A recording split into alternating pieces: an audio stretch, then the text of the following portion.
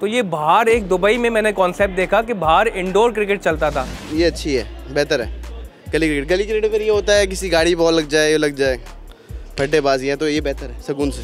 खाली प्लॉट्स पड़े हुए, तो ये बेहतरीन है, अपॉर्चुनिटी कॉस्ट हो रही है उनकी, प्लॉट खाली पड़ा हुआ है, कुछ हो ही नहीं रहा उस पर, तो ये चीज़ खोल देंगे तो एक एंटरटेनमेंट भी हो जाएगी लोगों की और उनकी अर्निंग्स भी हो जाएंगी। ये बॉलर्स के लिए ज़्यादा साजगार है क्योंकि यहाँ पे रन बनाना मुश्किल होता है क्योंकि बॉल पिच छोटी होती है और पेस ज़्यादा अच्छा आता है। वीकडेज़ का जो रेंट है वो 3000 पर आवर है और वीकेंड्स का जो रेट है फ्राइडे सैटरडे इसका 3500 पर आवर है। माइंड में होना चाहिए 10-15 लाख रुपए, तब जाके आप एक इस तरह का इन्वायरमेंट क्रिएट कर सकते हैं। आपको तकरीबन 14 से 16 लाइट्स डालनी होंगी अगर आप 200 वॉट की लाइट ला रहे हैं तो। क्रिकेट एक ऐसा खेल है जो तकरीबन हर पाकिस्तानी की रग रग में दौड़ता है। पाकिस्तानी टीम की मुसलसल नाकामियों के बावजूद भी लोग मैचेस देखते हैं और अपने हीरोज़ को सपोर्ट करते हैं। पाकिस्तान में क्रिकेट सिर्फ देखी नहीं जाती बल्कि खेली भी जाती है। प्रोफेशनल क्रिकेट ग्राउंड में खेली जाती है जो जोन्स और क्लब लेवल पर होती है, लेकिन इससे बड़ी तादाद उन लोगों की थी जो शाम और रात के औकात में नाइट मैचेस खेला करते थे। पहले के दौर में सैटरडे नाइट में आपको बेतहाशा लोग नाइट मैचेस खेलते दिखाई देते थे, लेकिन अब तो शायद ही कोई ढूंढने पर आपको नाइट मैच नजर आएगा। इसकी सबसे बड़ी वजह यह थी कि पहले के दौर में सड़कें सलामत थीं, लेकिन आज के दौर में सड़कें कम और खड्डे ज़्यादा हैं। इसके अलावा नाइट मैच में इस्तेमाल होने वाली लाइट्स कुंडे पे चला करती थी, जिसका आज के दौर में आप तसव्वुर भी नहीं कर सकते। इसकी एक बड़ी वजह यह भी है कि पहले के दौर में स्ट्रीट क्राइम की इतनी वारदातें नहीं थी, लेकिन आज के दौर में लोग गली मोहल्ले में खेलने से कतराते हैं। इसकी और भी वजूहात हैं। पहले के दौर में नाइट मैचेस कराने वाली एक कमेटी हुआ करती थी जो नाइट मैच कराती थी और उसके जरिए कुछ पैसे कमाती थी। वो बात अलग है कि कमेटी जो है वो ज्यादातर नाइट मैच में चीटिंग करके खुद ही जीत जाया करती थी। आज के दौर की अगर बात करें तो गली क्रिकेट का ऑल्टरनेट आ गया है, जिसे आप इंडोर क्रिकेट अरीना के नाम से जानते हैं। डिफेंस हो या इमेजिना रोड, गुलशन हो या गुलिस्तान जौहर, आपको बहुत सारी जगहों पे इंडोर क्रिकेट अरीना बने दिखाई देंगे, जिसका रुख सबसे ज्यादा गली क्रिकेट खेलने वाले लोगों ने किया है। इंडोर क्रिकेट अरीना क्या है और इसका कॉन्सेप्ट पाकिस्तान में कैसे आया, आइए आपको दिखाते हैं। देखिए, पहले हमारे ज़माने में जब हम छोटे हुआ करते थे तो हम लोग स्ट्रीट क्रिकेट बहुत खेलते थे, सही है। अब उसके बाद मसला ये हुआ कि जैसे जैसे स्ट्रीट क्राइम्स बढ़ गए, फिर बिल्डिंग्स वगैरह काफ़ी आ गई, हाई राइज बिल्डिंग्स आ गई, लोगों के पास एक गाड़ी होती थी, उस वक्त एक गाड़ी भी मुश्किल होती थी अफोर्ड करना। अब एक एक घर में 2-2 3-3 गाड़ियाँ आ गई, तो रोड पे गाड़ियाँ खड़ी हो गई, बिल्डिंग हो गई, स्ट्रीट क्राइम्स हो गए, खड्डे हो गए रोड पे, तो अब लोगों के पास खेलने के लिए जगह नहीं बनी। तो ये बाहर एक दुबई में मैंने कॉन्सेप्ट देखा कि बाहर इंडोर क्रिकेट चलता था। इंडोर क्रिकेट होता ये था कि तो दुबई में इलेक्ट्रिसिटी तो बहुत सस्ती है, चीप है, वहाँ पे तो वो एसी के अंदर खेल सकते हैं। मैंने बोला यहाँ कैसे खेल सकते हैं, मैंने बोला यहाँ ओपन एयर में खोल के देखते हैं, एक तजुर्बा करके देखते हैं कि क्या होता है। तो मैंने ये एक इंडोर अरीना खोला, सेटअप खोला, तो मुझे माशाल्लाह रिस्पांस बहुत अच्छा मिला, क्योंकि लोग अपनी स्ट्रीट क्रिकेट जो पहले अपने ज़माने में खेलते थे वो भूल चुके थे, वो वापस से रिवाइव किया, उन्होंने अपना बचपन वापस से रिवाइव किया, अपने पुराने दोस्त बुलाए, बचपन के दोस्त बुलाए, वो खेला। उसके अलावा जो छोटे बच्चे थे उनका क्रेज़ बहुत बढ़ गया, उनके पास जगह नहीं है खेलने के लिए, तो उनकी आबादी भी बहुत आई खेलने के लिए। तो वहाँ जो बाहर से जो कॉन्सेप्ट आया ना, वो कॉन्सेप्ट मैं यहाँ लेकर आया और माशाल्लाह ये चल चुका है। ये अब चलते हैं इस जानिब के इंडोर क्रिकेट अरीना के क्या रूल्स होते हैं, क्या ये गली क्रिकेट से मुख्तलिफ है और इसमें ज़्यादा से ज़्यादा कितने लोग खेल सकते हैं। अच्छा, गली क्रिकेट से अगर आप कंपेयर करते हैं, गली क्रिकेट में तो आप देखते हैं बाउंड्री बहुत बड़ी होती है, छक्का मारते हैं, कोई पीछे ऊपर कोई रुकावट नहीं होती। अब ये 30 फीट की ऊपर नेट बंधी हुई है, तो उसके बॉल ऊपर लगने के चांसेस होते हैं। बाकी नॉर्मल स्ट्रीट क्रिकेट रूल्स वही है, wide ball, no ball, free hit हो गया, आपके सिंगल डबल रन हो गए। बट स्ट्रीट क्रिकेट से ये है कि ऊपर जो है ना, ऊपर थोड़ी वो ऊपर कवरेज हुई है नेट की, तो जब बॉल ऊपर से लग के बाउंड्री पे लगती है तो वो चौका करार होता है। कुछ लोग, मतलब हर किसी का अलग स्टाइल होता है, कुछ लोग ये करते हैं कि ऊपर से लग के अगर किसी ने कैच पकड़ लिया तो कैच आउट हो जाएगा, अगर नहीं पकड़ता तो डायरेक्ट लगा तो छक्का, अगर कहीं से लग के जाती है चौका। एक और चीज़ बहुत मुनफरिद है स्ट्रीट क्रिकेट से, वो है शॉर्ट रनिंग।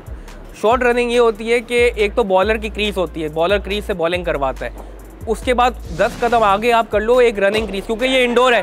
अगर आप वो बड़ी क्रीज स्ट्रीट क्रिकेट की रखोगे तो वो तो रन आउट होने के चांसेस बहुत ज़्यादा हो जाएंगे, ऐसे तो हर 2-3 बॉल बार रन आउट हो रहे होंगे, तो वो शॉर्ट रनिंग रखते हैं लोग, बॉलिंग क्रीज से वो 10 फीट आगे होती है। लेग स्टंप पे जाली पे लगी, आपने रन भागना है, कोई चौका छक्का नहीं होगा। चौका छक्का जो होगा वो सिर्फ स्ट्रेट का होगा।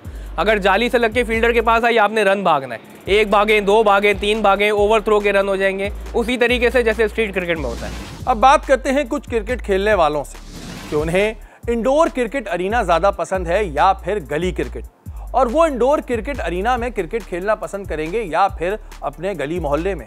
देखिए, पहले तो लोग बाहर गली में खेलना पसंद करते थे, बट अब आपको पता है जो हालात हो गए हमारे कराची के, उस लिहाज से तो अब लोग पसंद करते हैं इंडोर क्रिकेट को, और ज़्यादातर लोग यही सेफ़ रहते हैं। और यहाँ पे एक होता है कि आप माहौल बना हुआ होता है और गैदरिंग भी अच्छी हो जाती है, और क्रिकेट स्पेशली बहुत अच्छी हो जाती है। गली क्रिकेट में तो पहले मज़ा आता था, पहले घर भी थोड़े छोटे हुआ करते थे और मोहल्लेदार भी थोड़े कोऑपरेटिव हुआ करते थे, बॉलें मिल जाया करती थी। अब तो घर खेलने का ज़माना ही नहीं है, गली में गाड़ियाँ खड़ी हुई होती हैं और मोहल्लेदार भी बड़ी शिकायतें करते हैं। गली क्रिकेट में आराम से बहुत खेल लिया जाता है, ग्राउंड में। इंडोर में थोड़ा मुश्किल है खेलना। दोनों के अपने मज़े हैं, ठीक है। हम बचपन से उधर ही पले बड़े हैं गली क्रिकेट में, बिल्कुल सीधा छक्का, ना इधर ना उधर, बहुत से बहुत 1D हो जाती थी या 2D हो जाती थी। ये थोड़ा समझ लें आपके बिल्कुल एक नई चीज़ है और अट्रैक्टिव भी है, तो मैं दोनों को मतलब ऐसा है कि अपनी अपनी जगह पर है। ये अच्छी है, बेहतर है गली क्रिकेट में। ये होता है किसी गाड़ी बॉल लग जाए, ये लग जाए, फड्डेबाजी है, तो ये बेहतर है सुकून से। बिल्कुल इंडोर क्रिकेट खेलना पसंद करेंगे, क्योंकि यहाँ पे बॉलों का भी मसला नहीं होता। यहाँ पे बॉल जाती हैं, लग के वापस भी आ जाती है, और मज़ा भी इसमें आता है खेलने का। अब बात करते हैं किराए की। क्या हर कोई इंडोर क्रिकेट अरीना को अफोर्ड कर सकता है, और इसके चार्जेस क्या हर जगह सेम हैं या फिर मुख्तलिफ होते हैं? अच्छा देखिए, इसमें संडे जो है वीकेंड नहीं आता है इस काम में। इस काम में एज अपोज टू रेस्टोरेंट्स काम, एंटरटेनमेंट इंडस्ट्री, इसमें फ्राइडे और सैटरडे वीकेंड्स होते हैं और संडे टू थर्सडे वीकडेज होते हैं। वीकडेज का जो रेंट है वो 3000 पर आवर है, और वीकेंड्स का जो रेट है फ्राइडे सैटरडे, इसका 3500 पर आवर है। तो अगर 2 घंटे की नॉर्मली स्टैंडर्ड बेसिस पे 2 घंटे की लोग बुक करवाते हैं, 7 on 7 आते हैं सिंगल कोर्ट में, तो पर हेड आपका खर्चा 350 रुपये एक बंदे का पड़ जाता है। जहाँ तक बॉल और टेप्स का सवाल है, विकेट्स हम लोग प्रोवाइड करते हैं, बैट और बॉल लोगों का होता है। बॉल आपको मैक्सिमम 2 घंटा खेलना है, 2 बॉल्स चाहिए होंगी। बॉल फटती तो है नहीं, कहीं जाएगी भी नहीं, यहीं रहेगी। और आपकी 3 टेप्स बहुत इनफ है, क्योंकि ग्रास है नीचे, ऑस्ट्रोटर्फ है, तो टेप भी ख़राब होने का चांस बहुत कम होता है as oppose to street cricket. तो बस ये इसकी टोटल एक्सपेंसेस है। इंडोर क्रिकेट अरीना में किस हिकमत अमली के तहत खेला जाता है, और क्या इंडोर क्रिकेट अरीना बैटर्स के लिए साजगार है या फिर बॉलर्स के लिए? देखिए, ये यहाँ डिपेंड करता है कि जिसका स्ट्रेट पक्का हो वो बैटिंग यहाँ पे अच्छी होगी, और अगर आपकी पेसर अच्छे हो तो यहाँ बॉलिंग अच्छी है। तो यहाँ दोनों के लिए बहुत अच्छा है, खाली आप एक के लिए नहीं कह सकते। अगर खेलने वाले हो तो दोनों के लिए अच्छा है ये। देखिए, अगर बॉलर का पेस है तो फिर तो बैटर की यहाँ कुछ भी नहीं चलेगी, लेकिन अगर आपके बॉलर थोड़े से वीक हैं तो फिर बैट्समैन की डेफिनेटली। बॉलर्स के लिए, क्योंकि शॉर्ट पिच अगर बॉल हो तो फिर यहाँ पे आप ऑफ लेग दोनों नहीं होता, सिर्फ स्ट्रेट होता है। तो बॉलर के लिए हाँ, अगर वो लाइन सही रखे तो बॉलर के लिए साजगार है। इधर बॉलर अच्छी भी बॉल करवा रहा होता है और पिट भी रहा होता है, इसी तरह बैट्समैन मिस भी कर रहा होता है, और ठीक ठाक डिपेंड करता है। बॉलर के लिए अच्छा है, बैट्समैन के लिए ऑफ पे शॉट मारो, फिर उधर लग जाता है, फिर उधर लग जाता है, तो बेहतर बॉलर के लिए अच्छा है। ये बॉलर्स के लिए ज़्यादा साजगार है, क्योंकि यहाँ पे रन बनाना मुश्किल होता है, क्योंकि बॉल पिच छोटी होती है और पेस ज़्यादा अच्छा आता है इधर। अब बात करते हैं इंडोर क्रिकेट अरीना में आने वाली लागत की। सबसे पहले जो इंडोर क्रिकेट अरीना में आपको चीज़ चाहिए वो है जगह। कितनी जगह पे इंडोर क्रिकेट अरीना बनता है और इसमें कितने कोर्ट्स बनते हैं, और फिर इसका किराया क्या होता है और आपको कैसे मिलेगी ये जगह, आइए आपको दिखाते हैं। एक नॉर्मली अगर आपको सिंगल कोर्ट, ये तो 2 कोर्ट्स बने हुए हैं, अगर आपको एक सिंगल कोर्ट बनाना है तो आपको 400 गज जगह चाहिए, 400 स्क्वायर यार्ड। लेकिन ये जगह जो आप देख रहे हो ये 800 स्क्वायर यार्ड पे, इसलिए हमने इसको 2 पे डिस्ट्रीब्यूट किया हुआ है। ये फुल कोर्ट भी हो जाता है, अगर आप ये बीच की नेट, अगर आप मिडिल नेट हटा देते हो तो ये एक फुल कोर्ट हो जाता है, जहाँ पे 11 by 11 on an easy basis खेल सकते हैं। बट अगर आप वो सिंगल कोर्ट अगर आप लेते हो तो सिंगल कोर्ट पे मैक्सिमम 7 by 7, यानी एक टीम में 7, दूसरी टीम में 7, उस तरीके से खेल सकते हैं। लोग 5 by 5 भी आते हैं, लोग 6 by 6 भी आते हैं, लेकिन मैक्सिमम सिंगल कोर्ट पे 7 by 7 होगा। देखिए, 2 तरीके हो सकते हैं, या तो आप जिसका प्लॉट है उसके साथ पार्टनरशिप कर लो, तो वो आपके लिए इजी हो जाएगा, कन्वीनियंट हो जाएगा। एक फिक्स कॉस्ट, आपकी जो टेंशन होती है, फिक्स कॉस्ट का जो बर्डन होता है लोगों का, वो कम हो जाएगा। रेंट सबसे मेन होता है इसमें, रेंट वो कम हो जाएगा। या तो अगर आप रेंटल बेसिस पे ले लो, महीने का रेंट होता है, लेकिन वो हर इलाके का हर हिसाब से होता है। बादराबाद का अलग रेंट होगा, इस्लामिया रोड का अलग होगा, इसी तरीके से आप क्लिफ्टन चले जाओ तो उसका तो बहुत हाई होगा। जौहर आप चले जाएँ तो थोड़ा कम आ जाएंगे, नाज़माबाद आप चले जाएँ थोड़ा कम आ जाएंगे। तो जो इस इलाके की डिमांड, जो इलाके की प्रॉपर्टी की वैल्यू, उस हिसाब से रेंट। खाली प्लॉट्स पड़े हुए तो ये बेहतरीन है, अपॉर्चुनिटी कॉस्ट हो रही है उनकी, प्लॉट खाली पड़ा हुआ है, कुछ हो ही नहीं रहा उस पर, तो ये चीज़ खोल देंगे तो एक एंटरटेनमेंट भी हो जाएगी लोगों की और उनकी अर्निंग्स भी हो जाएंगी उससे, उस प्लॉट वाले की जिसका प्लॉट खाली पड़ा हुआ है इतने साल से। तो या तो कोई दूसरा बंदा आके उसके साथ पार्टनरशिप कर ले। देखिए वो अब डिपेंड करता है, देखिए रेंटल जो होता है ना, रेंटल होता है 0.5% of the value of the plot, सही है। यानी फॉर एग्जाम्पल मैं आपको एग्जाम्पल दे रहा हूँ, अगर करोड़ रुपए की अगर आपकी प्लॉट है तो 50,000 रुपये आप एक्सपेक्ट कर सकते हो रेंट, या लाख रुपए आप रेंट एक्सपेक्ट कर सकते हो ऑन अ मंथली बेसिस। लेकिन अब तो प्लॉट करोड़ रुपए पे तो कोई प्लॉट मिलता ही नहीं है, एक एक प्लॉट 20-20, 25-25 करोड़ का होता है। तो तकरीबन ऑन एन एवरेज बेसिस अगर आपको 1000 गज का अगर आपको प्लॉट चाहिए तो कम से कम भी मिनिमम रेंट भी 5 लाख रुपए होता है। अब बात करते हैं ऑस्ट्रोटर्फ की, जो इंडोर क्रिकेट अरीना में फर्श की जगह बिछाया जाता है। और ये इंडोर क्रिकेट अरीना के लिए ज़रूरी क्यों है? देखिए एस्ट्रोटर्फ इस वजह से ज़रूरी होती है क्योंकि यहाँ पे सिर्फ लोग क्रिकेट नहीं खेलते, फुटबॉल भी खेलते हैं। तो अब ज़ाहिरी बात है अगर मैं एस्ट्रोटर्फ नहीं लगाऊंगा तो अगर कोई बच्चा गिरता है या लड़का गिरता है तो बहुत ज़्यादा चोट, मतलब उस तरीके से वो रोड पे गिर रहा है उसी तरीके से होगा, लेकिन इस पर गिरेगा तो इतनी ज़्यादा चोट नहीं आएगी। तो इस वजह से ये एस्ट्रोटर्फ लगाई जाती है और इस पर बॉल का बाउंस भी जो है वो स्टेबल होता है as compare to street cricket जहाँ पे खड्डे होते हैं, बॉल का बाउंस आगे पीछे ऊपर नीचे हो रहा होता है। इस पर बॉल का बाउंस एक ही स्टैग्नेंट बाउंस हो रहा होगा। अच्छा, इसमें भी बड़ी क्वालिटीज़ आती हैं, डिफरेंट क्वालिटीज़ आती हैं एस्ट्रोटर्फ की, सही है। ये पर स्क्वायर फीट के हिसाब से मिलती है। अगर आपका 700 गज का प्लॉट है तो आप 700 को 9 से मल्टीप्लाई कर दो तो वो आपका टोटल स्क्वायर फीट एरिया बन जाएगा। उसके बाद आपने पर स्क्वायर फीट का रेट निकालना होगा। इसका 90 रुपये से स्टार्ट होती है, 90 रुपये से लेकर 400 रुपये तक की जाती है। आपके ऊपर है कि आपने कौन सी एस्ट्रोटर्फ डालनी है। इंडोर क्रिकेट अरीना में आपने देखा होगा कि चारों तरफ नेट लगी होती है, जिसे हम आम जबान में जाली कहते हैं। ये कितने की होती है और इसे कैसे लगाया जाता है, आइए आपको दिखाते हैं। देखिए डिपेंड करता है कि आपका प्लॉट कितना बड़ा है। ये एक नेट की जो वैल्यू है ना वो 16 रुपये की भी नेट आती है, 14 रुपये पर स्क्वायर फीट की भी नेट आती है, 18 रुपये पर स्क्वायर फीट की भी आती है, 20 रुपये पर स्क्वायर फीट की भी आती है। क्वालिटी आपके ऊपर है कि आपको किस क्वालिटी की लगानी है। ऑन एन एवरेज बेसिस लोग जो है वो 18 रुपये पर स्क्वायर फीट की नेट लगाते हैं। ये हमने ऊपर अगर आप कैमरा ले जाएंगे या बाद में दिखाएंगे तो ऊपर से भी वो कवर हुआ हुआ है। कोई लोग ऊपर से और ऊपर कर देते हैं, कोई 30 फीट का बनाता है, कोई 40 फीट का बनाता है, कोई 25 फीट का बनाता है, कोई मिडिल नेट डालता ही नहीं है। तो हर किसी का अलग अलग लागत आती है। Normally on an average basis अगर आपको 700 गज पे अगर आपको नेट लगाना है तो आपका तकरीबन 3.5-4 लाख रुपए का खर्चा है ये नेट लगाने का। नेट्स को आप बगैर सहारे के तो लगा नहीं सकते, इसके लिए पूरा स्ट्रक्चर तैयार करना होता है जो लोहे का होता है। ये स्ट्रक्चर कितने का तैयार होता है और कैसे लगता है, आइए आपको दिखाते हैं। पोल के स्ट्रक्चर्स भी लगते हैं, लोहे के स्टील स्ट्रक्चर्स हैं ये बेसिकली। ये मैंने 30 फीट का डाला हुआ है, कोई 20 फीट का भी डालता है, कोई 40 फीट का भी डालता है, कोई 50 फीट का भी डालता है। आपको गैप रखना पड़ता है हर पोल के साथ और देखना पड़ता है कि पीछे सपोर्ट दीवार की है कि नहीं। अगर पीछे दीवार की सपोर्ट नहीं होगी तो बहुत ज़्यादा चांस है अगर तेज़ हवा चली तो वो पोल नीचे भी आ सकता है। तो 20 फीट के हिसाब से आपको पोल का स्ट्रक्चर डालना पड़ता है और ये पूरा स्क्वायर शेप में आपने घुमाना पड़ता है। और जो बीच के जो पोल होते हैं, जो बीच के पोल होते हैं वो आपको बहुत स्ट्रॉन्ग डालने पड़ते हैं। वो थोड़े महंगे होते हैं और वो थोड़े मोटे होते हैं ताकि हवा चले तो वो गिरे नहीं, वो स्टैग्नेंट रहे, क्योंकि उनमें कोई सपोर्ट नहीं है। ये साइड वालों में आपको सपोर्ट दीवार की मिल जाएगी जितने भी है, लेकिन पीछे वाले जो है वो खुले होते हैं नॉर्मली।